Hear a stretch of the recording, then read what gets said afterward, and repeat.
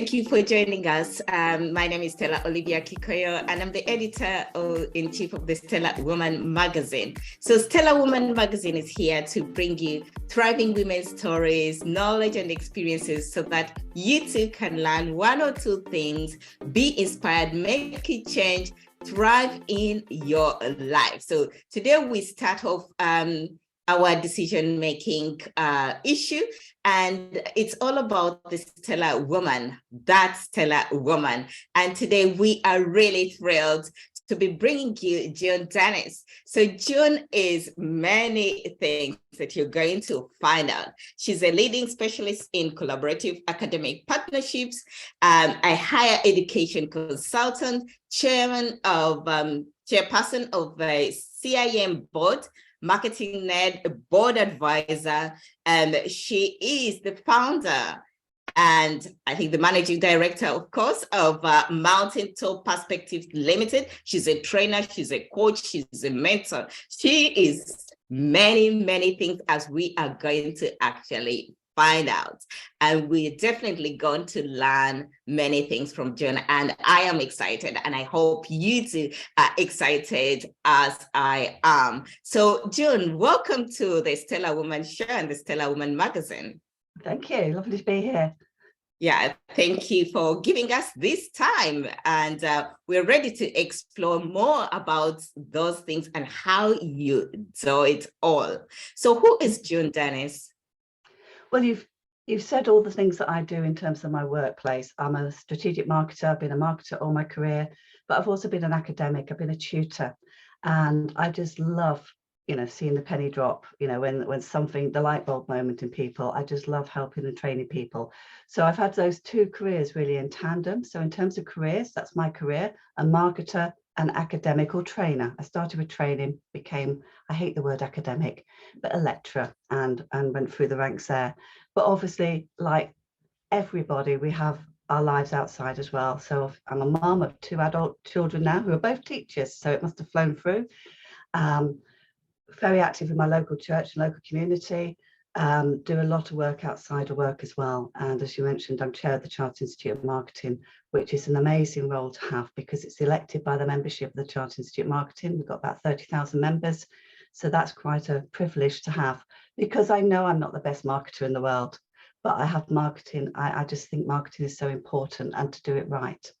So that's who I am really. I just believe in the power of education and love learning and love helping people through that process. Oh, amazing. Thank you so much. And I'm glad that we have a lot in common being a chartered marketer. It's good to actually meet you. I got so excited to actually be interviewing you. I just thought, wow, I get the privilege of tapping into the person who's making the decisions, the person who's actually sitting on the board. So it's really good that we tap into your knowledge, and definitely marketing, I agree with you, is really key today in making change into any organization. So we're definitely going to learn a lot from you. And all those dynamics of being a mom and being within the church and doing all of those things. We're going to explore how you do it all, definitely. And being an academic as well. So we have a lot in common as well, because I am a lecturer as well and in marketing. So it's really good to have you here on the show. It's great that you're doing something like this as well, because it's not just about being in the lecture theatre talking about marketing, it's also doing marketing and inspiring people. And hopefully this type of thing that you do helps inspire many people. Definitely. Thank you. Thank you for that. So what is your backstory? Well, gosh, it's a long backstory, I guess, but I'm actually Glaswegian, although you can't tell by my accent, because I was born in Govan in Glasgow. I lived in one of those tenement buildings that people talk about. Both my parents were nurses, and so we moved to England when I was 3 for my dad's work, and as a district nurse. And one of the things that's a story along the way, and I'm amazed that I'm actually in the communication industry really, is that I always had the wrong accent wherever I was. So to move to Surrey with a Glaswegian accent funnily enough, that disappeared very quickly. Then I moved to a posh part of Surrey, and I had to lose my more London type accent, I guess. So I didn't have to, but it happened. Speech impediments as well made me a very quiet and timid young person, I think, because I was scared to speak up, because I had speech impediments and I always had the wrong accent. So now I live in Yorkshire. People from the north think I come from the south. People from the south think I come from the north. And it doesn't bother me now. But when I was younger, that was a big issue. I was always good at maths, but it was very rare that girls in those days were actually encouraged to do something with their maths. So nobody ever talked to me about engineering or a mathematical type of career. It was retail management. So by going through university and doing an engineering management degree, that was quite unusual at the time. But 10 lectures of that engineering management degree were in marketing, and I just loved it. So I did a placement with Courtaulds. It was called Courtaulds Intimate Apparel Group. They made lingerie and swimwear for the likes of Marks and Spencers and BHS, as it was at the time, and Next. And I just loved it. I was a marketing assistant, and that's where my love for marketing grew. So I continued with marketing roles in engineering, plastics, business to business, and then a wonderful brand, which was a men's headwear manufacturer, Christie's. It was, when I was there, over 200 years old, and it just had so much history. It made the toppers and bowlers for royalty. Winston Churchill had worn our hats. Most of the kings of England had. There was so much history, and it was just such a lovely product to sell and market. But I realized that if I wanted to start a family, I couldn't do that job because it was another part of the country. I had to fly out to exhibitions and that. And so I set up my own business for the first time. And it was during that time that I sent probably the best mail shot of my whole career, ironically, to colleges and universities saying, would you like somebody to teach CIM in the evening? And I got so much response. And for 3 years, I did hourly paid lecturing, and then realized that actually that's where my heart was. I loved working as an expert witness in marketing. I loved working for Mintel in marketing research, but my heart was really in teaching and communicating, marketing, and general business skills as well. And so I moved to Leeds Beckett University, which was Leeds Met at the time, for a 1-year contract as a lecturer in marketing, and stayed there till I was an associate dean for 11 years. And then subsequent to that, I moved around some other institutions until I became principal of a college, and then Dean of Staffordshire Business School. And then I had a eureka moment about 3 years ago when I decided that I'd spent nearly 10 years working away from home. I live in Yorkshire. I used to travel on a Sunday night, Monday morning, come back on a Friday, and decided I didn't want to do another 10 years like that. I love traveling, but I didn't want to be away from home that much. And so started to set up my own business, Mountaintop Perspective again, which overlaps. We talk about niches as marketers, and I've failed dismally because I have a higher education niche and I have a marketing niche. And sometimes it's beautiful when they all both come together, but most of the time I'm working with different types of customer base. So that's where I am now. That's how I got to where I am. Oh, amazing. It's a beautiful story. It's really beautiful. It's beautiful. And how you take us through even understanding your limitations, but actually going past them and to getting to leadership. I couldn't imagine the same girl going to I would never have that form of imagination or dream for that same girl that you described at the beginning. When my university friends all met up a year or two after we'd graduated, I won the prize for the most changed person. Wow. And I could only assume it was because from being a wallflower basically at university, I had friends, but I was very quiet. I was very shy. You can be a shy extrovert, which I think people forget. And not really not really knowing where I was academically as well, to then going into the workplace and finding something that I love doing. Yes. And they could tell the difference, after just a couple of years. So yeah, education was a big thing for me. And I think people shouldn't define themselves just by where they are when they're 18 or 21, because so much can happen after that. So much can happen. That's a great transformation. Congratulations. I've loved it so much. until where you are. And it's all about decision making, this particular issue. And we can see all the decisions flowing, and we're going to tap into those spaces when you are making those transformations and making the decisions to transform to the new in different positions that you take. So what was your childhood dream career, and are you doing that today? Although I think we tapped a little bit into it, I would like to know more.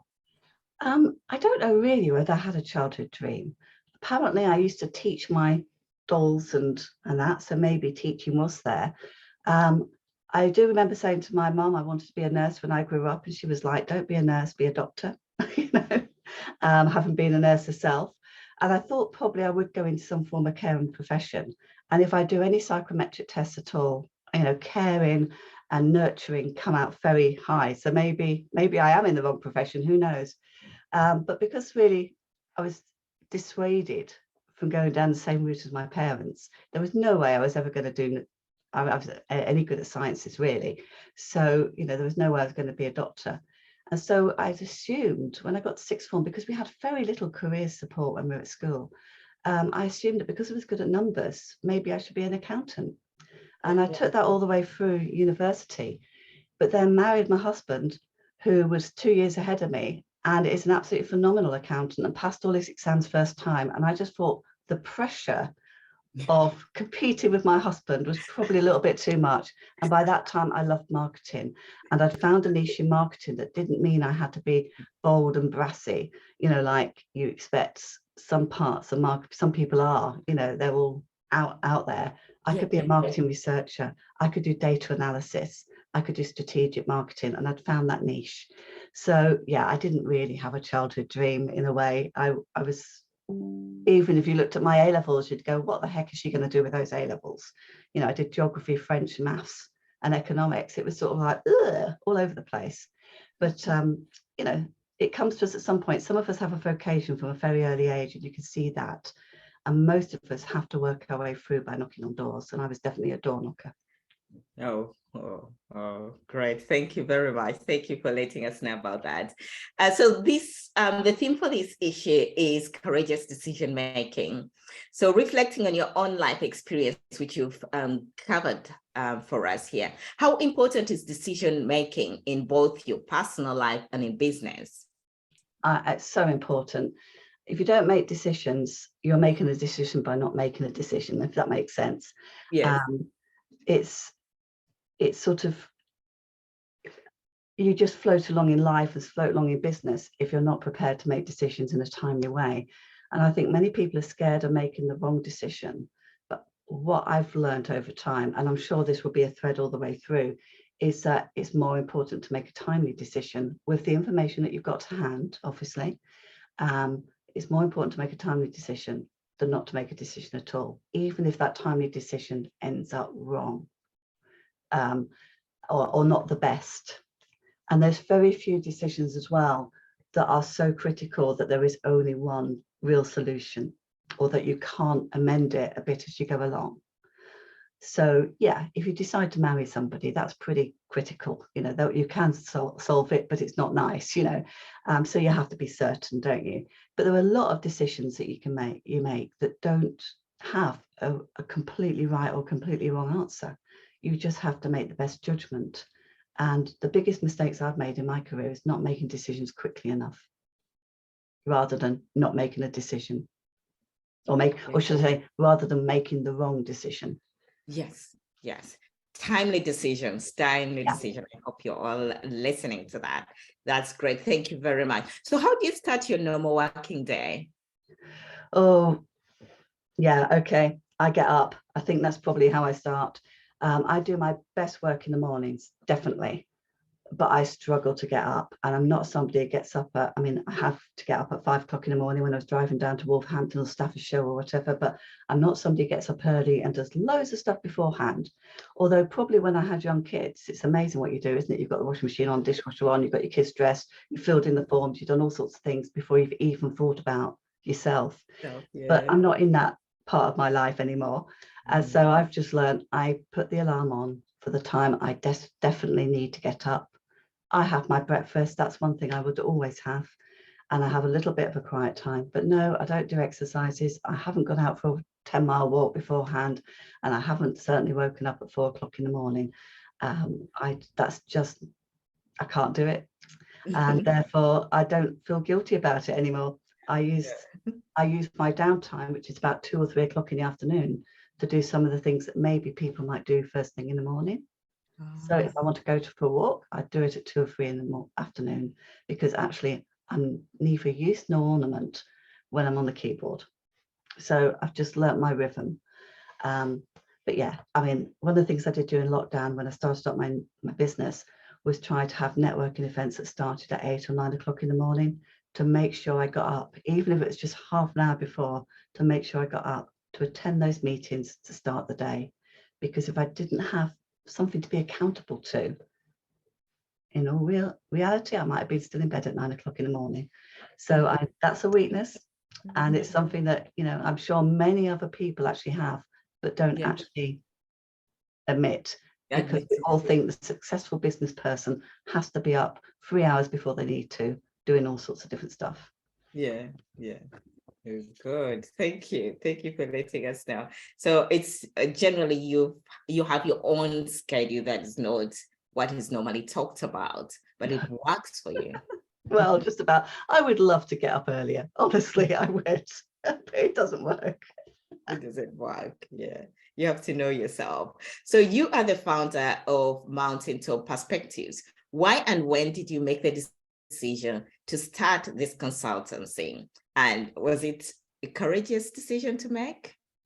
I think it was. I mean, it's one of those things. If you've got nothing to lose, it's, you know, you could do whatever you like. I stepped down from a high-paying job with not just the pay, but with responsibility, and also with a status, which is something that I've noticed subsequently. You know, if I walked into a networking event in Staffordshire, I walked in as dean of a business school. And so you've got status as well, all wrapped up in this. And so to actually step down from a role like that and say, I'm going to start my own business, was probably more courageous than when I did it 28 years ago for the first time. And yes, it still was a loss of finance and income to start off with, but there was less risk. And so, yeah, it was courageous. I think I mentioned before, I really decided it was one of those unique moments when I thought, I don't really want to keep on traveling away from home for the whole week. And so it was a lifestyle decision. Little did I know COVID was around the corner and I could work from home for the next year anyway, probably. But actually, from a university perspective, I was seen as a key worker. And so it would have been impossible, because I wouldn't have had anywhere to live or stay down in Staffordshire during the lockdown, because where I would normally stay would have been closed down. And so the hotels were obviously closed as well. So it's the right decision to make in terms of starting the consultancy, and the right time of my life as well, where I can be a bit more, I can work on projects that I want to work on. I can make sure I give back. And some of that is Chartered Institute of Marketing. That probably takes up a day, a week of my time.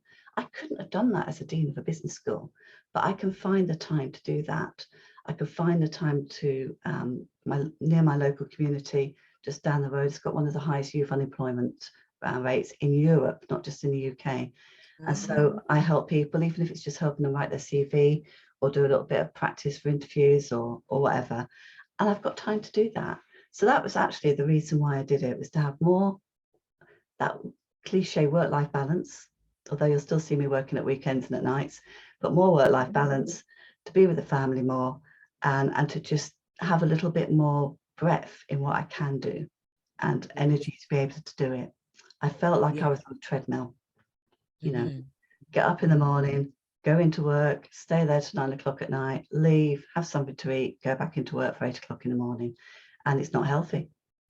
It isn't. Not healthy. So, you know, sometimes you have to realize that and step back and go, oh, I'm getting a bit too old to do this now. Don't want to do it anymore. However much I love the job. Good. So it was courageous. Okay. Yes, it was courageous. We can see. Thank you. You've been a chartered marketer for over 20 years. How important is the chartered status to any marketer? Well, if you ask that of a different profession, say CIPD, HR, or an accountant, they'd go immediately, well, it's obviously very important to me. And it, to me, as a marketer, it is extremely important. It does put us on the same level as those other recognised professions. But most importantly, to be chartered, you have to do CPD. And, 20 odd years ago, marketing was, I mean, yes, a lot of the fundamentals of marketing still exist, but we didn't have digital marketing. We weren't really talking much about international or global marketing. I got my first personal mobile phone 29 years ago, and it was like a brick, and it was £15 for 15 minutes time. When I started my business the first time, about that 28 years ago, not many people had email addresses. So much has changed. And more recently, things like sustainable marketing have come onto the agenda, rightly so, that without doing CPD and purposefully working out, okay, what do I need to learn about now? I would have been really behind the times, definitely a dinosaur. So I think chartered is two things. It's one for that individual. It helps us with our CPD. We have to do it. And secondly, it's a statement to employers, to other professionals as well, is that we're not just people who've learnt marketing on the job and don't know what we don't know. We do know what we know. And therefore we're chartered. That's probably a long-winded answer to that, but it's meant a lot to me. Sometimes it's been hard keeping that charter status, especially when you're an academic. And I don't know whether you find this, Stella. You look at the list of attributes that we've got to sort of work around, and I'm going, wow, how do I fit that into what I'm doing as a dean? I don't actually do much marketing. I have a team of people who do it for me. Yes. So how do I show that? Sometimes I've had to be a little bit creative. Yes. But it makes me think, and it makes me go to events or read a book or whatever to make sure that I've hit those measurements that we need to have. Definitely. Amazing. Thank you very much for that. And so that was a good one for you to know how, if you're a marketer, to know why it's important for you to actually work towards your chartered marketer status. So how important is marketing as a profession today in the business world? I think marketing's always been important, and people do marketing even when they don't actually know it's marketing. Some people have a natural affinity to trying to work out what the customer wants, and fitting products and services around that, and promoting it and communicating it well. And some people don't realise that's marketing. The marketing encompasses so much, and I think the only disadvantage we've had over the last few years is that it's been seen as being social media in many companies. So they'll say we've got a marketing person, and it's one individual, often an SME, one individual, quite a long way down the chain of command, that's doing their website and social media for them. But there's no strategic marketing anywhere to be seen, and no customer voice when they're looking at product development, for example. And so that's one of the things that I do. I come in and help support the board with the voice, I say the voice of the customer quite often, to support the board with marketing at a strategic level, and often coach or mentor that one individual that hasn't got anybody in marketing to look up to who knows more than they do. And yes, I can't do social media in the same way that somebody specialises in it. I wouldn't pretend to, but I know what they need to do to be able to get the results. And so that works quite well. So one of the other things we've had in marketing over the years is that now a lot of people have got, the digital, the technical, the data analysis skills, because data analytics is a big issue. So we're getting people from the IT side who are doing web design, data analytics and the like. And we get people from psychology, from the social psychology, consumer behaviourist side. And so some of what we need to do is educate those people into where those bits fit into the whole of the richness of marketing. So that they're not just specialists in little fields and they don't understand the big picture. So, for data analysis, that's great. Something's got the right standard deviation, or how confident you are about it. But what does that really mean?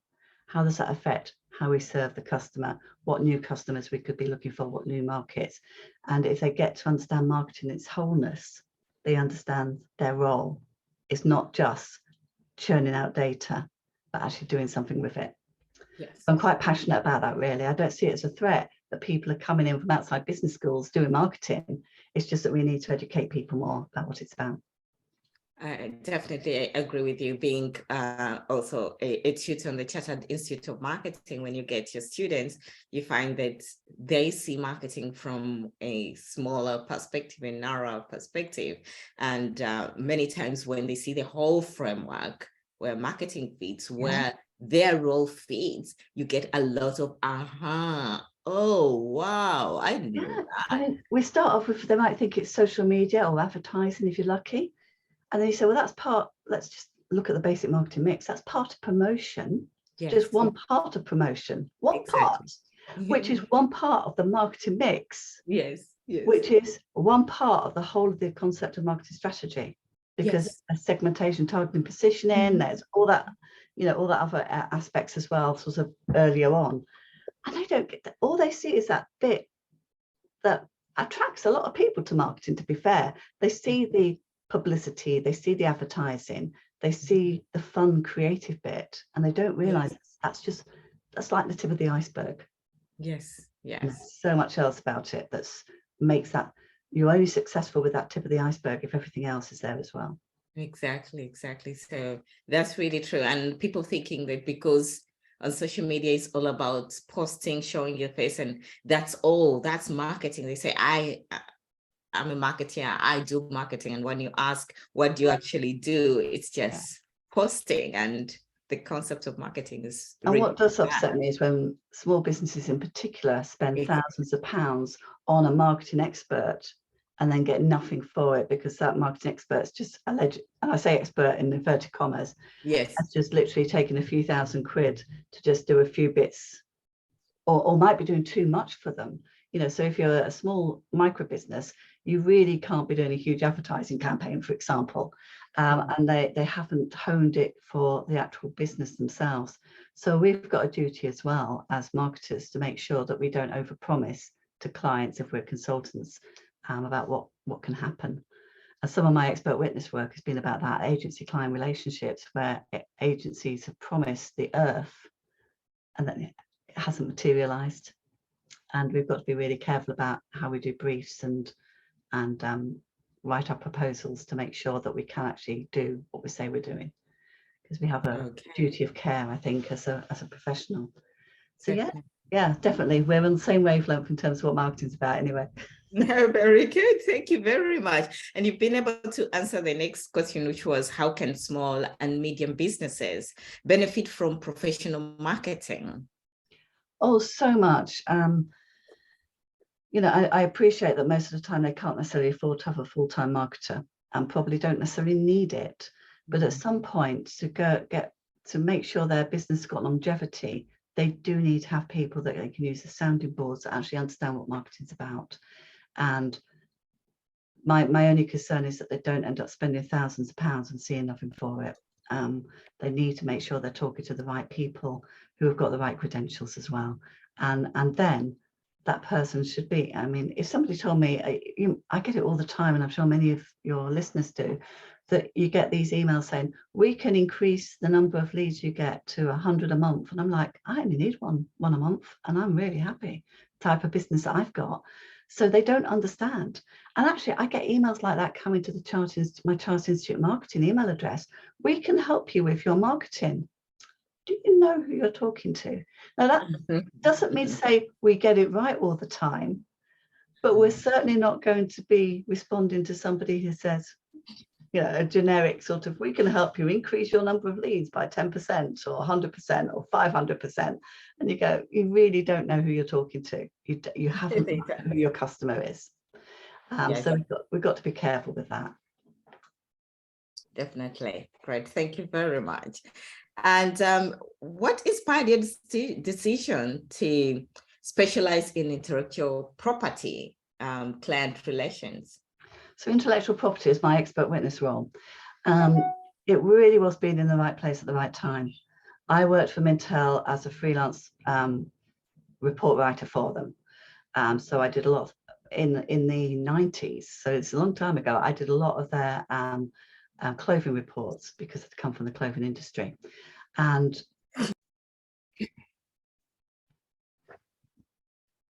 So the question we had in place, it was, what inspired your decision to specialize in intellectual property client relations? It really was being in the right place at the right time. I worked for Mintel doing market research reports over 20 years ago now, on clothing and on most of their clothing areas. And they got an inquiry. The chief exec had actually come to visit me one time when they were getting to know their freelancers. And it visited me, we had a nice conversation, went off. And a few months later, they got an inquiry from Clifford Chance, who is a major legal firm, asking if they had somebody who could be an expert witness in fashion marketing for a case that they were dealing with.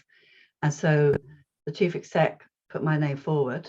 And so that was the very first case I had, which was a reasonably high profile one. It was big retail names and brand names. And it went to the High Court, and I had to give evidence. And I was probably 29 at the time. So actually I was a young expert witness. But I didn't love the court. I don't like giving evidence in court. I've had to give evidence in criminal court as well for some things. And I think I wouldn't do criminal now. But it's not nice. You earn every penny that you get when you're in court giving evidence. But what I love is writing the reports, because it makes me think about my fundamentals of marketing. So one thing was, actually, it wasn't about intellectual property so much, it was more about clothing, but it was like, what is a fair price? Because they were trying to argue the case that somebody had charged too much for a garment. And actually they were calling it a designer garment. So I had to answer the question in a way, what is a designer garment? Well, anything you design could be classed as a designer garment, but what do we really mean by designer garment? And then what is a fair price? Well, you and I know that the fair price is when supply and demand come together. It's a good old economic thing, and people are prepared to pay that price, and you can always map it. But what is a fair price when there might be somebody who's been a bit hoodwinked, or might be an elderly person who doesn't know what the fair price is? And so actually I had to answer and reconsider some of the definitions that we have to be able to then present my report. So I loved it. And intellectual property was very much about branding. So some companies are very protective about their brand, and will take, as we know, and sometimes very unfairly, because the big guys have got a lot of money, they can take anybody to court. So we've had the Howards in Australia, a little retailer whose surname was Howard, and Howards have tried to, we've had those that was many years ago, so that was in the news and all sorts, and they seem very unfair. But actually quite often there is a lot of fairness. If you put a brand, if you are a retailer and you use a sub brand and you haven't researched it properly, and that sub brand is the main brand for another company, they can get, they can do it. And so fashion marketing very much was about, quite often, would there be confusion in the marketplace if these two brands of the same but different products were side by side? And so I would often have to talk about who the target markets were for both companies and if there was potential overlap. And so there were. Most of the cases got settled out of court, even though we gave evidence in court. So I can't give you many examples, but there were some very big brands. And as a result of the evidence that I gave, one brand, a chocolate brand, had to change the name of its new product, which then became their #1 brand at one point. So, it can be big things. And then I moved on to agency client relationships, and in particular so that's contract law really, and in particular about agencies, and they tended to be PR agencies that promised that if you run this event, you get 20 journalists turn up, and it was worth spending this amount of money. And of course, there would be a fire down the road or something, and no journalists turned up because they were all down at the fire rather than the product launch. And so, working out, well, who's to blame? And sod's law, and this is a lesson for all of us. If we are classed as a professional and we have written a proposal promising something, you're going to be in the wrong if somebody takes you to court. So we've got to be really careful as professionals about what we promise. That doesn't happen very often. But the intellectual property stuff I really found very interesting. It's just amazing that big brands, most of these are big brands because they go to the High Court, get it wrong so many times. It's amazing. All your experience is just amazing. That's really interesting, the work that you do there. You can imagine how much I researched my company name, because there was no way I wanted it to happen to me. You had all this experience that you had to utilize this time around. Yeah. Wow, amazing. It's beautiful to learn actually how the dynamics of intellectual property. I'm sure it's more than just what you've provided for us, but thank you for that. And for all our listeners, definitely there's something for you to learn there about intellectual property and doing the research that you need to do, and also keeping the promises that you put out to your customers and clients. Great, thank you. So you've worked in the UK higher education sector as well. So we are moving marketing, intellectual property. Now we are into the educational perspective of this stellar woman. So you've worked in the UK higher education sector for over 20 years as well. What are some of the challenges that you have seen during your time in this area? I mean, the bigger challenge when you're in senior leadership is adhering to government policy, which changes on a very regular basis. So that could be anything from, whether international students are allowed in or not allowed in. It can be about quality issues that suddenly come in. It can be about funding. But I think really, for me, the most important thing is to make sure the courses that we design and we deliver meet the needs of the employers, but also challenge students and interest students.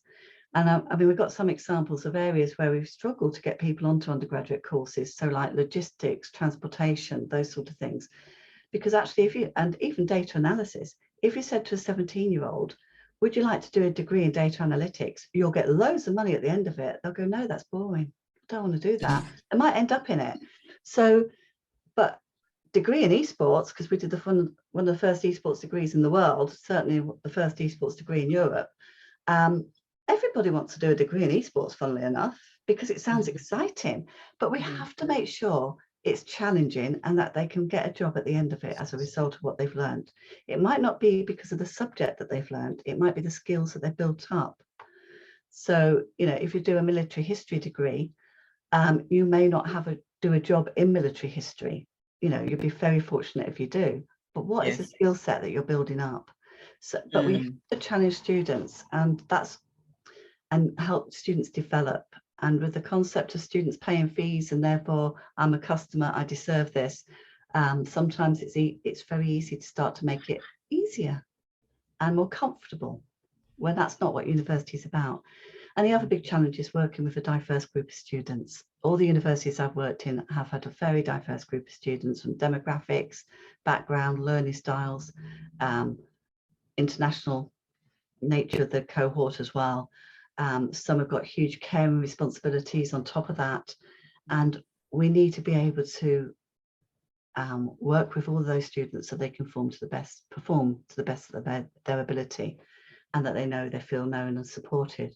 And when you've got a cohort like I did at Leeds Beckett now, where I had over 300 students on every level of the business studies degree that I was course leader for, it's impossible for the course leader to know every student. So we have to have something in place that means they feel known and supported. And I think that's really important, because especially now with COVID and where young people have had to sit separately, do online learning, it's really hard for them to get the collegiality. And so we have to help develop that for them. Oh, wow. Thank you. Thank you. There's just so many decisions there that are fundamental, but definitely seeing the issue of employers and then the students and aligning those interests to make something viable, that's really something that must be a challenge. Thank you for that. So higher education is so much associated with debt.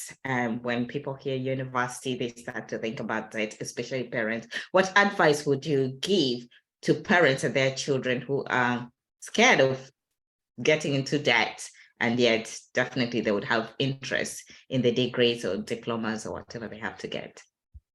I mean, my first one really is for the students themselves. They're having to make decisions at 17, 18 about a debt, that will determine their future career, or could do, and their debt could be going on for 30 years. I think it's 30 years, it's or a long time, many years. Yes. And that's a heavy load for some young people who have not even managed a bank account at the age of 17. So one of the things I'm really passionate about is that they do a degree to do the degree they want and not what somebody else wants them to do. Okay. And we do get a lot of students say, my mum and dad want me to do law or accounting. Often it's law and accounting. My parents wanted me to go to university. And it is too much of an investment and a debt to do something you don't want to do. That's the very first thing. You're more likely to fail if you have nothing to show for the debt if you didn't want to do that degree in the first place. And it's a very careful counselling you have to do with young people at that stage, because you don't want to sound as though you're dissing their parents. But we have a duty of care for that individual as well. So they have to be certain of what they want to study. They have to be certain that there's a fallback award if necessary, or the possibility of transferring if they realise they've made the wrong mistake or a slightly wrong mistake, if you find it's not for you. But on the positive side this is a loan. You don't pay it back until you hit the threshold, which is over 27,000 at the moment. So, that's a reasonable entry salary. So a lot of people are not paying it off immediately. And it is a proportion after that, so of your income after that. So it's not suddenly that you leave university and you're going to have to pay it all back within a couple of years. So that's a benefit. And we know that over 50% of people now don't ever get to the stage where they've paid it all off.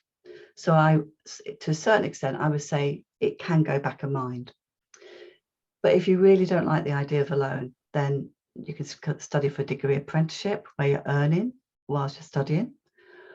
There are disadvantages with that though, because you have to make sure it's a long-term apprenticeship and you're not going to lose your job, because then you lose your degree, unless there's fallback.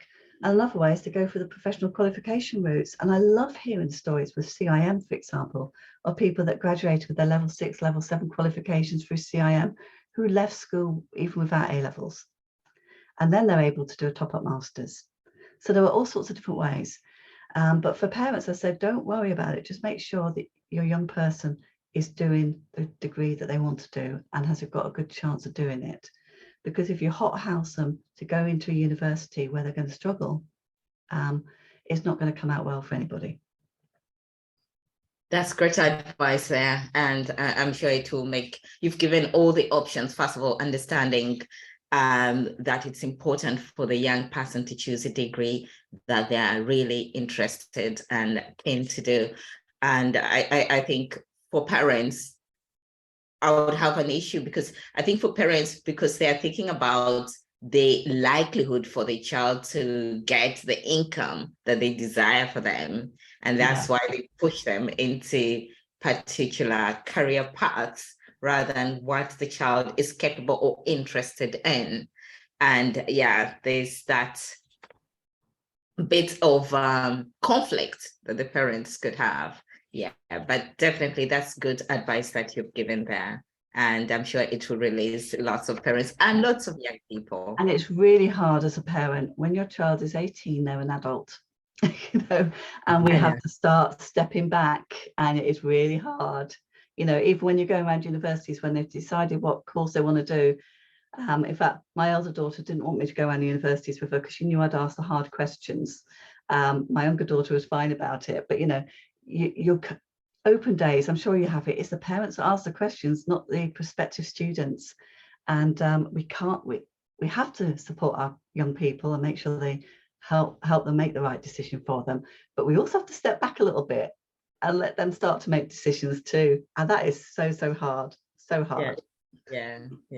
And yes, definitely, so that they can see the consequences or the outcomes of those decisions, definitely. And that's then the experience that they get, and the knowledge from that. Beautiful, thank you. So as an educator, who has served at the top. We are lucky to be hosting you here, actually having you here to tap into your knowledge. What are some of the challenges faced by girls and women accessing or pursuing higher education or professional development? Okay, well, compared to other industries I've worked in, gender is definitely not the big issue as it has been in some more male-dominated situations. I could think of horrible situations in industry, which I've never ever experienced in HE. And I've had, in HE, many of my bosses have been female bosses. So there's benefits there, but there's a lot that's hidden. And some of the hidden bits are women are more likely to take on the pastoral roles. I certainly was overlooked for positions that would take me overseas for substantial periods because I had a young family and it wouldn't be right. They didn't check for all they knew, I had I had my in-laws and my mum and all the rest living in the house. That wouldn't have been a problem. But I do recall that. And it was done in with really kind rationale, but it still reduced what I could do. I've also mentored some female academics that are really struggling with trying to get their research done whilst having a young family. So, because they're still taking on the main responsibilities at home as well sometimes. For students, and also actually for academics, for staff, it's a timetable as well. I really feel, and it's not just female students, it can be male students as well, trying to get flexible childcare around the university timetable when you don't know what it is until a week before, quite often, is impossible. It's horrendous. At the private college I worked at, we guaranteed students for the whole 2 years they were doing their HNDs that they would come in 2 days a week, and it would be Monday, Tuesday, or Wednesday, Thursday, Friday, Saturday, whatever it was. But those 2 days would stay the same for 2 years. So they could organise their childcare, they could organise their work commitments around it, and that was so much easier. And again, for staff, it's about childcare again. Many universities now insist that you teach till 6 p.m. as a normal working day, but childcare often finishes at 6 p.m. As a senior leader, I had to be at 8 a.m. meetings. Now, fortunately, I was okay. No, I wasn't in my first job. I really struggled to do that, to get childcare sorted and then get to another city for 8 o'clock in the morning. Yes. And I really feel for people. Why do we have to have an 8 o'clock on a Monday morning meeting? Monday mornings are the killer when trying to get kids off to school, and then we're desperately also trying to get to work. The stress is ridiculous. And the other thing I think about, we have to be careful about the unintended consequences of things like field trips and that, because again, it's very difficult if you're a single parent and you want to go on a university field trip, you want to go on a away trip to something. A lot of inductions sometimes have overnight stay, and we don't think about what other people have got to put in place to be able to enable that, or what we do instead of to enable them to have a similar experience if they can't do it. So there's quite a lot going on there, but it's not just about women leaders, it's also about our students as well, and making sure that they can access everything, regardless of their gender, and of course we've got single parents who are male as well, but regardless of their childcare responsibilities or other caring responsibilities. Yeah, I think it's research as much as anything else, and not knowing about the childcare that was a killer for me. And I overpaid childcare because I just had to pay for full time because I didn't know when I didn't need it. Definitely. I think that has been a key issue for me as well. It's hard to progress because this childcare that you have to always look at before you even say yes to anything. The first thing is childcare. Yeah. I got asked if I do 2 weeks in China. I'm doing a recruitment mission, and of course the first thing I'm doing is I call it domestic clearance now. I want to go, but I need to get domestic clearance, and it's sitting down with my husband and working out in those days how we're going to manage it, because that means my husband's got full childcare responsibilities for 2 children with all their dancing and swimming lessons and all the rest, whilst because you get used to doing what you can do. If you're a family of 2 adults, you split things up, and then suddenly if one is gone, there's a big gap. And how do you fill that up if you haven't got local friends or family to support? But that's for every career. Everybody has that. And I do honestly believe that higher education was one of the few careers I could have had with a young family and been successful.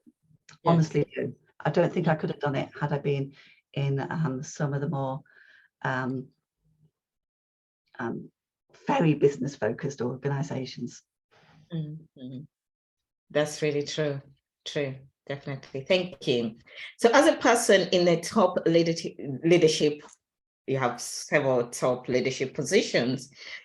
You must be faced with key business decisions to make. Are you able to share one of the most courageous decisions that challenged the status quo that you have had to make in the corporate sector? And how did you come to make this decision? Oh gosh, I can't think of one off the top of my head, really. I'll tell you something that it was courageous and challenging, but I wouldn't say it was a key business decision. And that was, I said before, I was doing hourly paid lecturing for a number of colleges. And one college decided that they wanted to formally interview, or formally interview all the people they had on the list of hourly paid lecturers. But I just had my first baby and I didn't have any childcare. She was probably 6 weeks old. So I said, I'll come to the interview, but the baby comes too. And yeah, I can't believe I did that, really. But I mean, it was only an hourly paid job. So if I hadn't got it, it wouldn't have probably mattered. But fortunately, she was one that always fell asleep in the car. So I came in with her in the car seat. I bunged it down because theoretically I could have still been on maternity leave. I put the car seat down, said, you've got as long to interview me as she stays asleep. And I got the job. And I look back and go, did I really do that? We're talking 27 years ago. Did I really have the guts to do that? Or if somebody needed me in for a meeting and this one happened to be only 2 or 3 weeks old at the time and I had to have a meeting, baby came too. And if she needed feeding, she needed feeding. And I was discreet, but they wanted me in, that was the deal. And nobody ever said no. So sometimes I think we create our own barriers by assuming. So that was many, many years ago. And I still cannot believe I was that courageous. You are courageous. But I try to encourage other women with young children to be courageous too in that way, and to not assume the status quo. Oh yeah, that's a good one. Thank you very much for that. So did she sleep throughout the interview? She did. And it really was ticking the boxes type interview rather than a proper formal interview. They realized I hadn't done the HR stuff right the first time. They wanted to do it again. So, maybe it wasn't that courageous, but they literally needed to see, the senior managers had never seen the hourly paid lecturers that were teaching their students. So they had to go through that process. So, I mean, I did make a judgment call on that. Yeah, that's a good one. That's a good one, because I think we create definitely, I've had to reflect during your answering that I've had moments where most likely I've created the barrier myself. I've thought I can't do this because I have a child. I can't do this because, but have taking the courage and just taking the child with you. Yeah, could help. And of course, there's health and safety and all the rest. We do need to take that into consideration, and I think we need to let people know in advance what's happening. But if you don't ask, you don't get. That's true. That's very true. Thank you for that. Thank you. So in your personal life, what is the most courageous decision that you've had to make? Is that connected to your personal life, actually? I guess that probably was. I mean, I'm thinking of two. One in my personal life very much was, I said, we live EduCity Centre. This educational system isn't great, but I do believe in the National Health Service. I do believe in, if I say public education, that's the wrong word, because public education means something different in the UK, doesn't it? And so when our kids went to secondary school, we had to trust that they would be okay in their local secondary school. And that was a big decision to make, because it would have been so easy to say, no, we're going to take you off and put you into private school. And for some people that would have been absolutely fine, but from our ethical stance, we didn't want to do that. And so we made sure that we had some backup if we needed it in particular subjects. Well, both my girls, one of the girls actually went to a selective school and the other one did in sixth form, and was the first kid from her secondary school to actually get into this selective school for sixth form.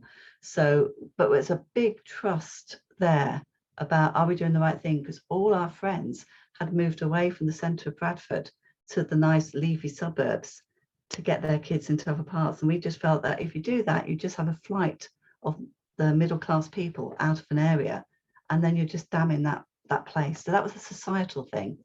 And the other thing was changing careers so I could start a family. Running my own business the first time was so that I could start a family. And that was probably a courageous decision to make. So I had no maternity leave or anything like that because I was self-employed. Fortunately, they were both born in the summer, so I could then start teaching again in September. But, you know, you don't know. So there are courageous moments. Taking that first job, working away from home as well. I had the conversation with the family. They were all in agreement, but you don't know what impact it's going to make. And it's not necessarily recommended for everybody. Amazing. Thank you very much for that, for sharing that.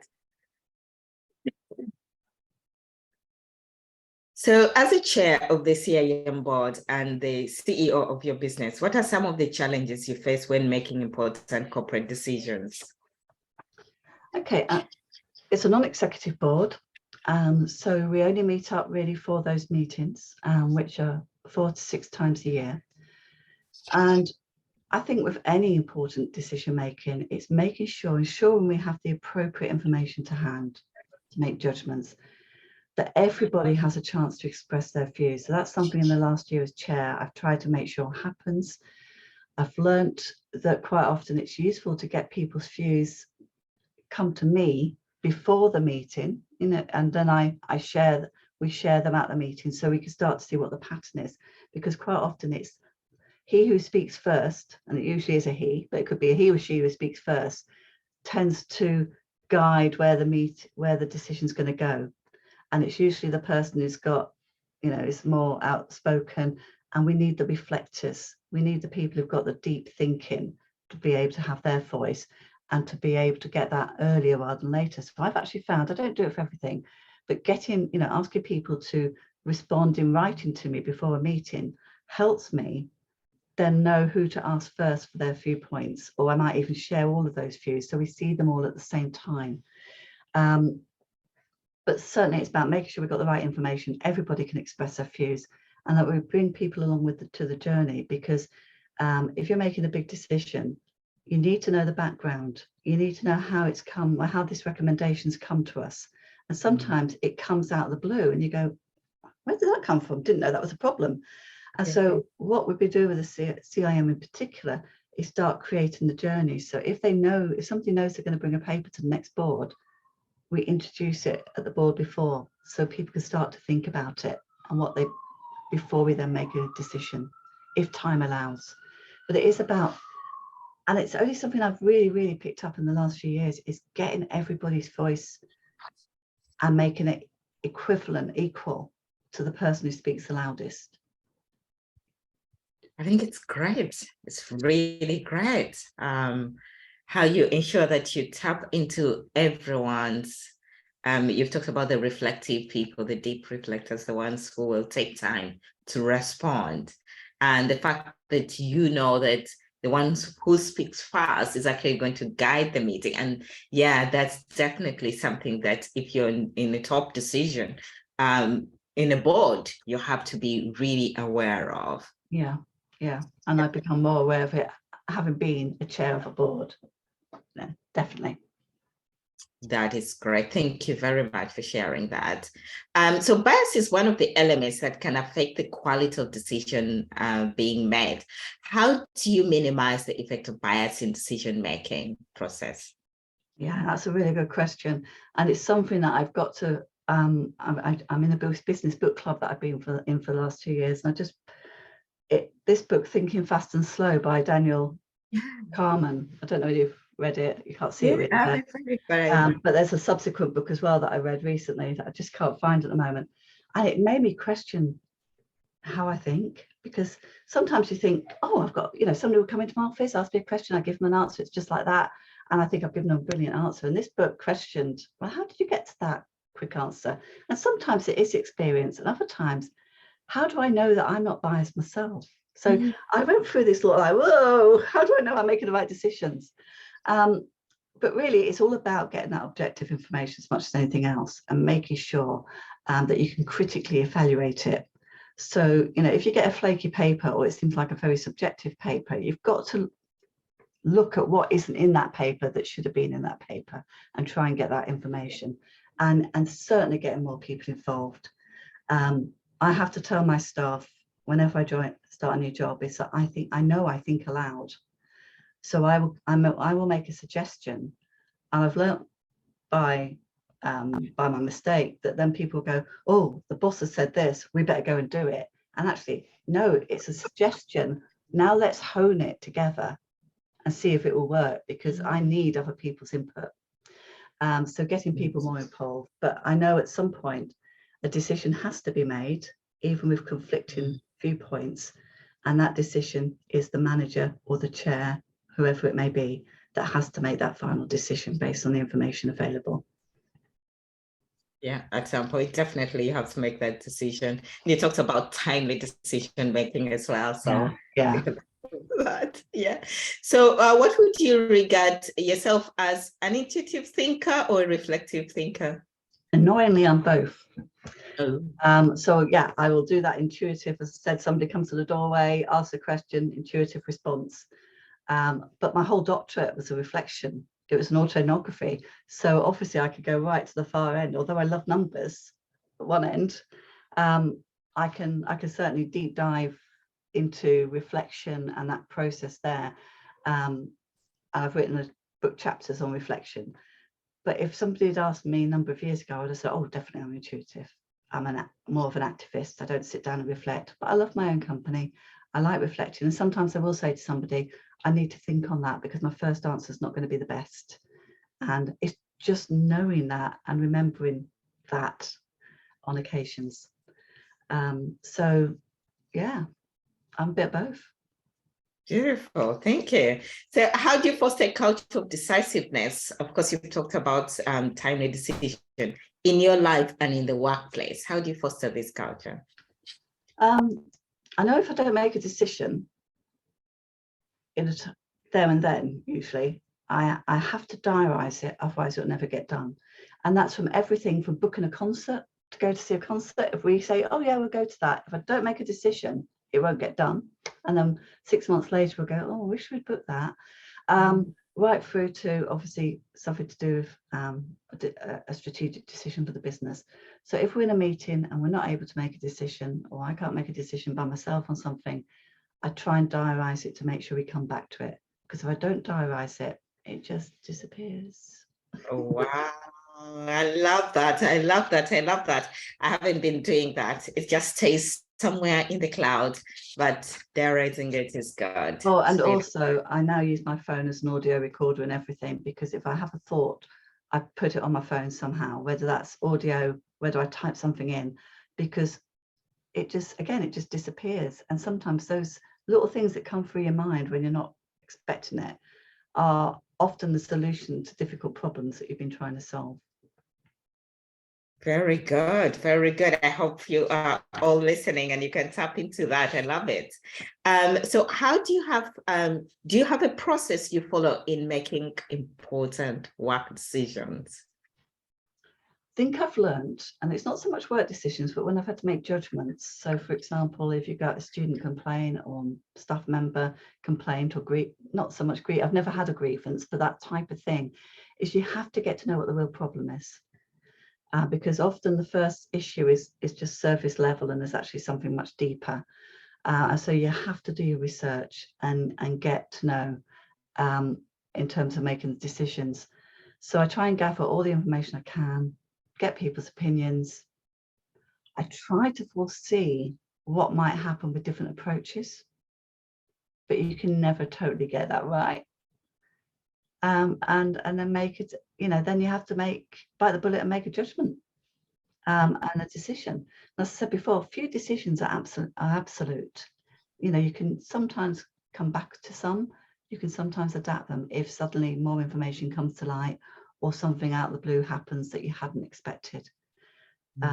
It's just making the best possible decision with the information that you can get at the time. And we won't get all the information with the time span that we've got. Okay. You have to make a decision based on the information. So what key message would you like to give decision makers in businesses today to help them in their decision-making process? Yeah, I think it's about your team. You need to get a good team around you who will have different viewpoints and are prepared to question yours. And you need to accept that. Otherwise, you're just going to get yes people or people that keep quiet because they don't think they're being valued. So you have to let them know that you respect their views as well. And that whilst you may not necessarily ultimately go with their views, you do respect it and you want to hear it. I think that's important. And I've talked before about listening to everybody and not just the loudest voice. We have to give time for those who need time to reflect or to gather their thoughts, because often they'll just say one or two sentences and you go, wow, why didn't we think of that? But they need to have time, and sometimes you need to actually ask them for their view. And it's, I've said it before, don't be scared of making a not quite perfect decision. It's making the decision that's the most important thing. Making a decision, yes. Yeah. Like that, getting a team that can also question you, a good team. Yes. Oh, wow. That's very important. Decision maker. Yeah, definitely. Thank you for that. Do you ever regret decisions that you have made? I've regretted more the decisions I haven't made. And I think where I've been slowest is when it's involved people. So some poor appointments occasionally been made, or we've inherited people who have not been up to the job. And I like to see the best in people. I like to give people a chance to prove themselves. But I suspect I've been a little bit slow sometimes in making the difficult decisions about people. And so I've never regretted a decision I've made about a person once I've made it. Yes. But I've probably caused issues because I haven't made that decision quickly enough, if that makes sense. Yes, and I would say it's always about people. I know I'm not always the most eloquent of people. There's times when I shouldn't necessarily be beating around the bush a bit, or sometimes maybe I've been a bit more direct than I should have been. Yes. I don't particularly like upsetting people. So, that's something that I am. And in many ways that's good. In other ways, it can be something that I have to work with. So it's a skill that I will always have to develop, passing on bad news, even if it's that you didn't get that job interview, it's, you don't really want to tell somebody that. And I think most people don't. And most of us aren't perfect in doing it, but it's something that I certainly have to work on, I think. Not because I'm nasty or horrible, it's because I care too much about how people are going to take it. Yes. And becoming aware, I think self-awareness is what is important. Knowing that now you're in this zone and you're just caring for someone and you just don't want to affect them, but at the same time growing to actually deliver that message. That's a very good message. Yeah, I get you, because I am like that, and I could really I would struggle to deliver such heartful message to anyone. I've had to make people redundant. I've obviously had to dismiss people. Wow. Sometimes it's fine, if somebody should have, there was no reason why they've behaved as they've done and you've had to dismiss, you can sort of separate yourself from that. You can be very objective. But if there were personal circumstances behind it all and people have just made the wrong judgment, then that actually is quite hard if you've got any sort of a heart in you to sort of make, because it's going to affect their lifestyle, their mental health and everything. So but we have to do it. That's one of the things about being a manager and a leader. You have to do it because you then get the best out of the people that remain, because they see that you are valuing them and not allowing other people to pull the wool over your eyes. Yeah, I get you. Thank you very much for sharing that. And now I'm sure our listeners and subscribers are listening to this vibrant stellar woman. So with all these achievements, our question, and I'm sure their question would be, have you failed at anything before? Because it's all stars everywhere. Oh, So hopefully people only see the successes. You know, because quite often we can hide the things that we never managed to get done or achieve. You know, I was very fortunate when I applied for the Lees Beckett job. It was the first job I applied for. I applied for Wolverhampton, first job I applied for, I got. But, you know, subsequently, there were many jobs I applied for that I didn't get. So, you know, that's a failure. We all have that. You know, messing up a report that the Vice Chancellor's seen or something, and you go, oh my goodness, that was so basic. How did I miss that? You know, letting people down for me is the most excruciating one. And I think a lot of, and it's men and women, but a lot of women do say yes to too much, and then we let people down. Yes. So, you know, the amount of times I've underestimated how long a report would take, or know full well that I'm not going to get it in on time. The amount of times I haven't got that academic paper into the conference because I just run out of time. You know, so there's lots of failures there. There's been times when I've taken on a role and I've just not really had the time to be able to do it. You know, a voluntary role. And yeah, it chugged along, but it wasn't a success as it should have been. So plenty of times. And of course, you know, we all look back and think about our families and what we failed to do there sometimes. I remember absolutely losing my voice or straining my voice because the girls weren't ready when I collected them for a dancing lesson. And they got in the car and I said, you're going to be late now. And I said that so loudly, I hurt my voice. And at that moment, I went, what's the problem? They're just late for a lesson. You know, it doesn't matter. But I'd rush from one, you know, from Leeds to Bradford to pick them up, to take them to another side. And everything was so timed. So we fail all the time. And it's natural because nobody's going to succeed in everything. And you've got to push doors, and sometimes those doors open and you slip through them, and other doors you blossom. And if you're not ready to fail, you're not going to be able to succeed all the time. Yes, definitely. It's Thank you. Pick yourself up, as people will say, isn't it? Yeah. Very good. So there is that element of failure, but then there is some people feel like if I fail, or if they've failed, they haven't been able to get up. So if you take us in a moment where you felt the failure, but you've managed to get yourself up. How did you manage to get yourself up? Because I think that's what many women would like to tap into. Yeah. I mean, quite often it's a support network. I find that people help me up. So don't underestimate other people, and don't just take, you know, we get all these, we think they're platitudes, but sometimes they are and sometimes they're not. When people say, don't worry, it doesn't matter, June, or you did well at that bit, but not that bit, you know, nobody's going to remember it in 6 months' time or whatever. And we go, yeah, but I'm not going to take that. I'm not going to accept that. And actually, you've got to somehow move on. One of my university friends is a guy called Paul McGee, and he wrote a book called Sumo, Shut Up, Move On. And he talks about wallow time, and we do need to have time sometimes to just wallow. Why didn't I get that job that I was in an acting role for? I should have got it. Yeah, wallow, and then decide what you're going to do. You know, we have to acknowledge our feelings. So yeah, I mean, that example, I applied for a dean's job at university. I was acting dean. I didn't get it. So what do? I either have to choose, and I had to continue being acting dean till that person turned up.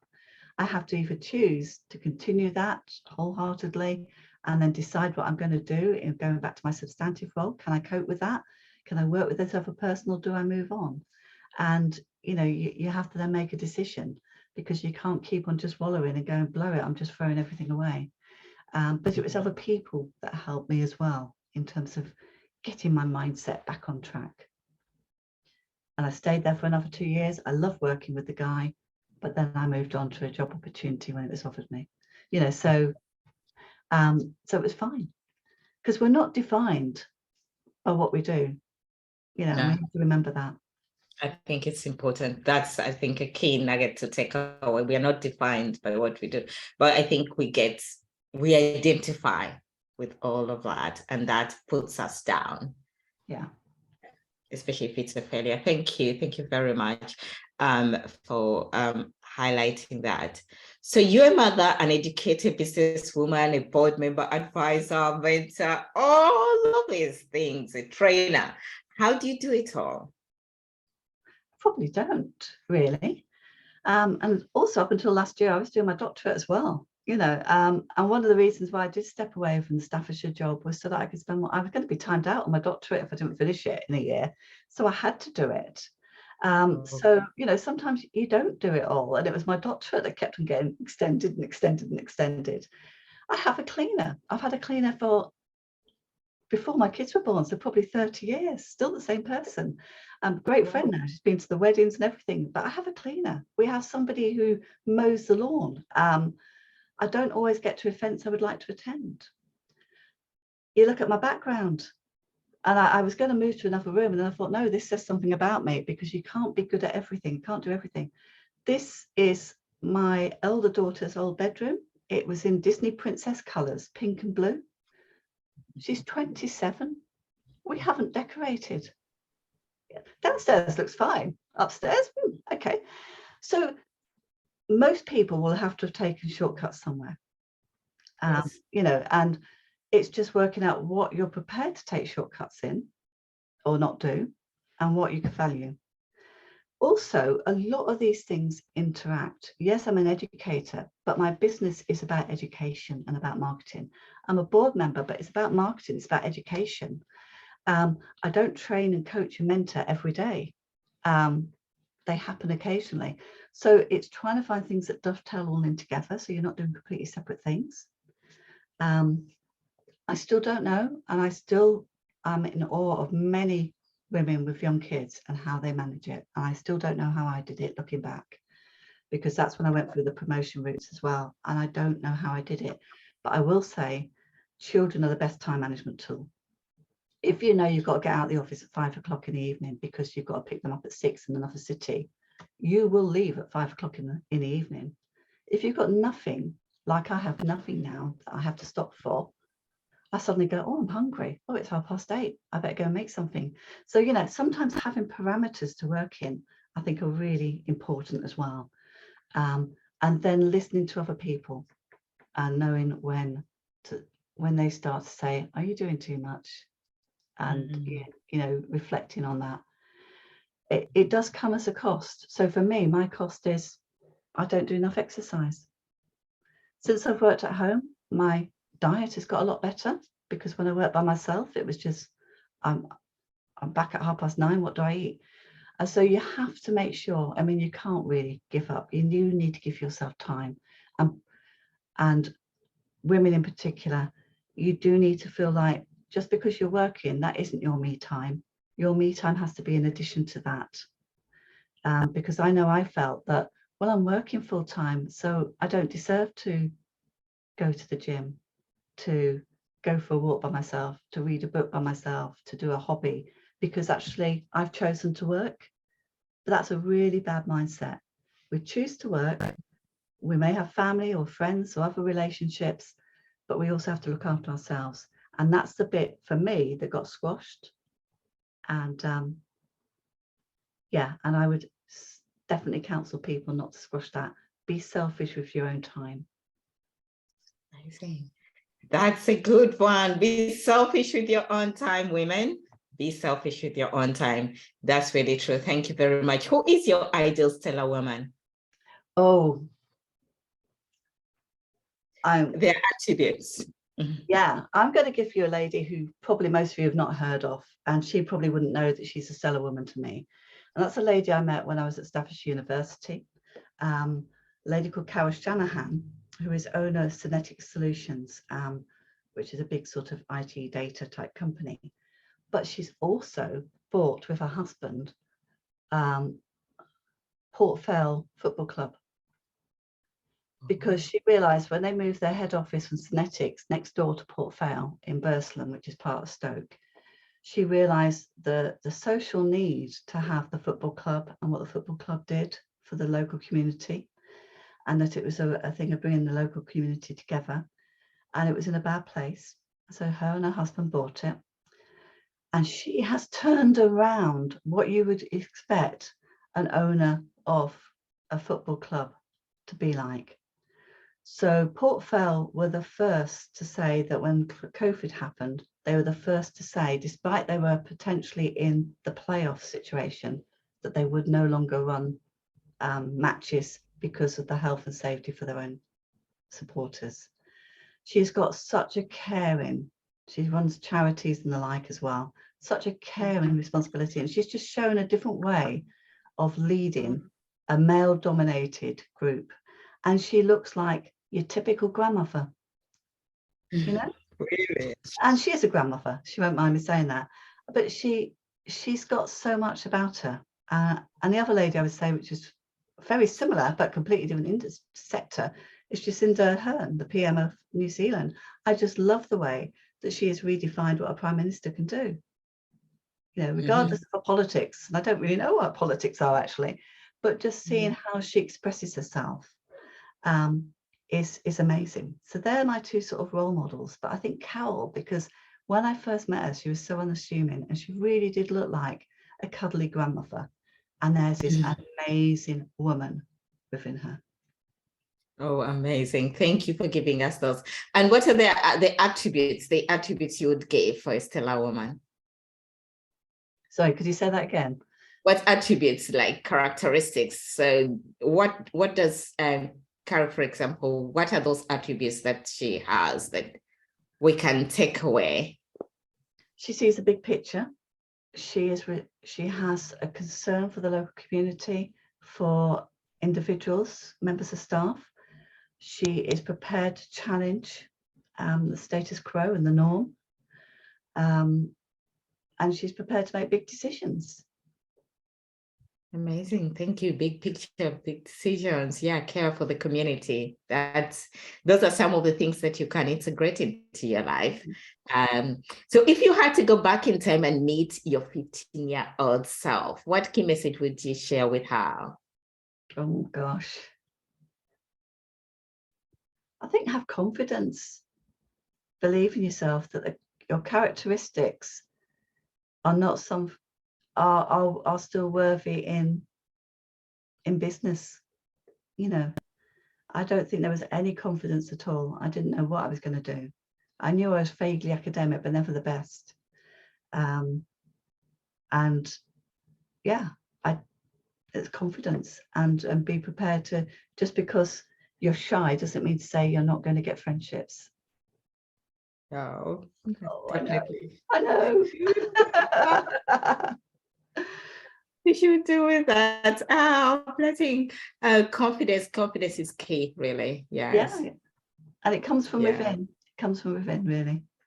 From within, and what we think definitely of ourselves, definitely. So where do we see June in the next 5 to 10 years? Oh, that's a difficult one. You know, in the next 5 to 10 years, I could be retired, but I doubt I will be. But I would love to be a bit more semi. So not necessarily immediately now, but I'm looking at how do I redefine my work-life balance? How much needs to be paid? How much can I do voluntary or supportive? So like more coaching and mentoring, more working in non-exec roles for charities and the like. That's not now, but you know, 5 years, maybe 10 years down the line. So there's more opportunity to give back, I think.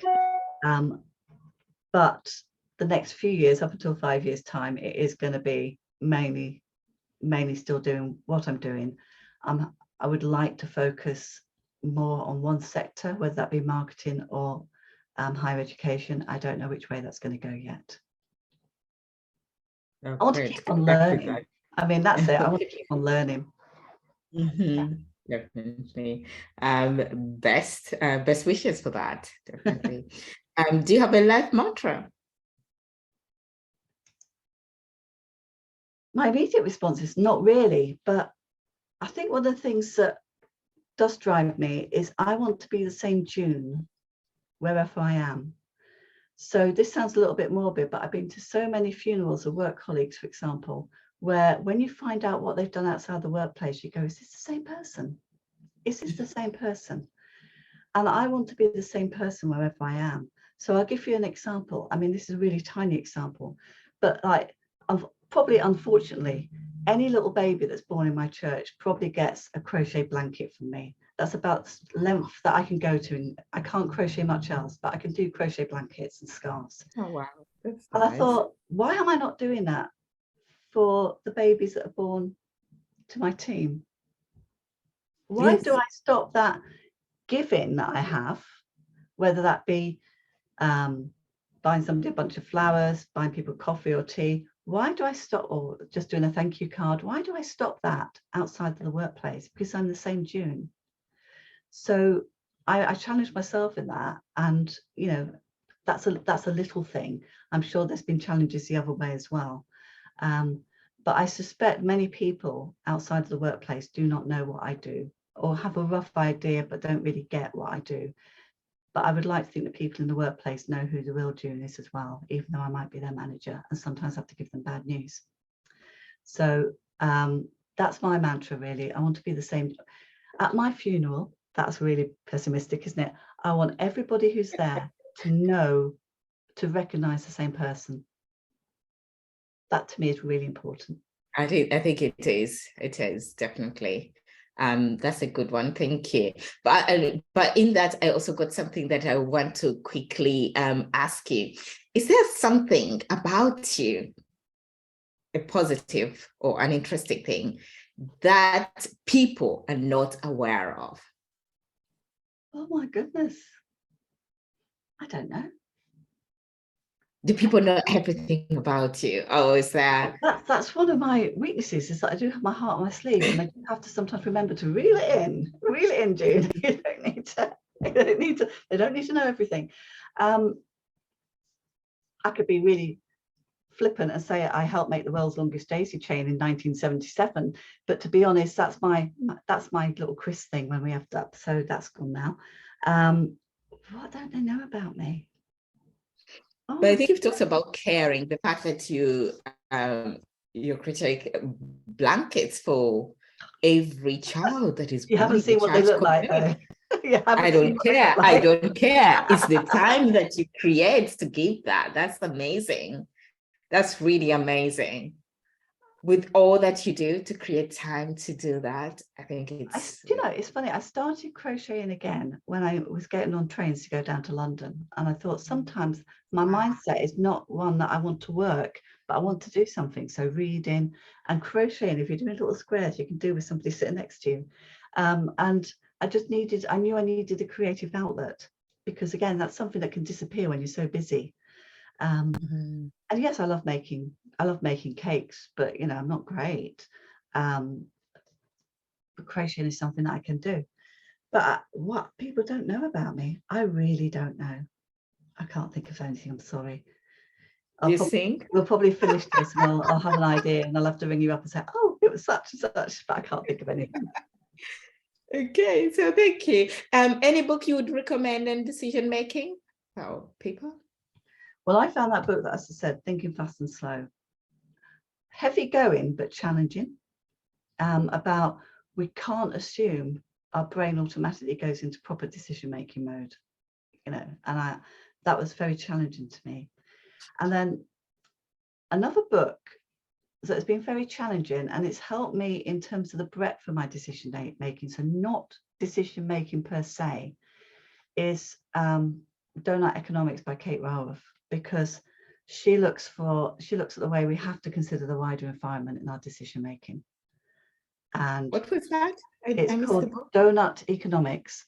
Oh, Donut Economics, yeah. And it's by Kate, I can't say my R's properly, Raworth, Raworth. And that really challenged me about the decisions that we make about how businesses operate if we want a sustainable business model. And so whilst it's not about decision making, it was about how do we how do we operate in a way that is sustainable? And that needs to be in every decision making that we're doing at business, at higher level business element. I think so. That's really important. Thank you. So if you have to leave one challenge for women reading your story, listening to you, to help them become courageous in their decision making, what challenge would you leave them?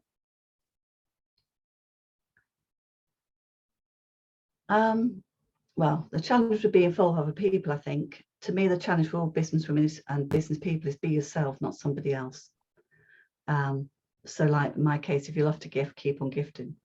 But in terms of decision making as well, you know, sometimes I think it's what's stopping you. So we talked about that childcare thing, about we create a list of why we can't do things. We should list those and then start taking each of those bullet points apart and doing something about them, because often we're the person who stops us from doing things most of the time. And we stop too soon. We knock on a few doors, get knocked back, and then that's it. We go, well, it wasn't for me. But if your heart's really there and that's what you want to do, you've got to keep on doing it, and just list what's stopping you and start to knock it off. So for me, not having a doctorate, I must have been one of the very few deans in the country that isn't a professor or a doctor. So not having a doctorate was stopping me from doing anything else. You know, the chances of me if I wanted to get another deanship anywhere else were probably limited. So I got my doctorate. Now that took a long time. It was probably the longest doctorate in the world in timescales, I'm sure. How long did it take you? Well, you know, I started doing a PhD. My supervisor's retired. Then I moved on to a DBA. That was all for 3 months, and I changed jobs. And then I had to do a Doctor of Education, all on the same topics. So I've had experience of PhD, DBA, and Doctor of Education, but I kept on going. You know, it was slow, but I kept on going, and I think that, you know, that now gives me that some academic credibility. If I was looking to work with universities, you know, when I work with universities and other institutions, I'm not just Mrs. And I never mind being called Mrs. That's not a problem, except for when I'm in an academic circle and everybody else is being called doctor. And then they go, Mrs. And that immediately goes, you haven't got a doctorate. So, hey ho. That's a funny way to make it, isn't it? But yeah, stop being somebody else, be yourself, and just look at what's stopping you and slowly pull those things apart and do something about them. I think that's great advice. I think it is great advice for me, and I'm sure for all our subscribers, to remember that just be yourself and remember to pull apart all those created boundaries and limitations that you have actually most likely made up, or if they're there, you can have actually their solutions for them. And we just have to look at them and make decisions. If you have to carry the car seat from the car, take the baby in, you have to do that to get into that position. So there you are. Yeah, I think just finishing off there, I was actually in a very privileged position because, as I said right at the beginning, both my parents were nurses. To be a nurse in the 1960s, to be a male nurse in the 1960s, 70s, even the 80s was very unusual. So I saw the dynamic, you know, we talk about women moving forward. I saw the dynamic of how it is when a man enters a woman's world, in a way, and creates a career through that. So in a way, ironically, my father was a motivation for me to be able to do things differently in a different environment, because he'd done it. And you know, 1 in 100 nurses, if that, were men. And it was, you do get some abuse and some questions about that. And you know, that helped me understand what women go through on a regular basis. So look for role models. Yeah, look for role models. That's great. Thank you very much. So I hope you have all been able to tap into the amazing stellar woman, June Dennis, who has shared so much. She's given us so much. There's a lot for you to learn. Definitely, I have learned a lot. I've just been into an executive MBA, whatever it is that I'm just had an opportunity to be in. I've been able to also be on the board of CIM board for a minute there. So I tapped into all these avenues, and I'm sure you two are going to tap into them. So June is an amazing leading specialist in the collaborative academic partnerships and higher education consultant, a chair of CIM board, marketing nerd, a mentor, a trainer, a mom, a wife. She's everything. And therefore, you're going to learn a lot. So thank you so much for your time. It has been amazing to have you here on the Stellar Woman Show and the Stellar Woman Magazine. We are still here to bring you those thriving women's stories, knowledge, and experiences so that you too can tap into them, shake up your perspective, see new possibilities, and make a change and thrive in your life. We are here to bring you light. We bring it in form of knowledge to empower you.